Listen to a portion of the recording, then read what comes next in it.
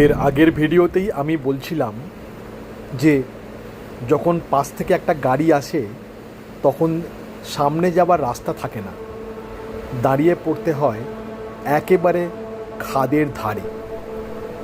সামনের গাড়িটা পেরিয়ে যাওয়ার পরেই গাড়ি আবার এগোতে পারে।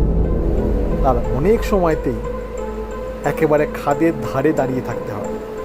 এটা কোনো সাধারণ পাহাড়ি রাস্তা নয়, এটা সেই পথ যেখানে শুধু গাড়ি এগিয়ে চলে না, এগিয়ে চলে মানুষের সাহস, বিশ্বাস আর একটা অদম্য ইচ্ছে।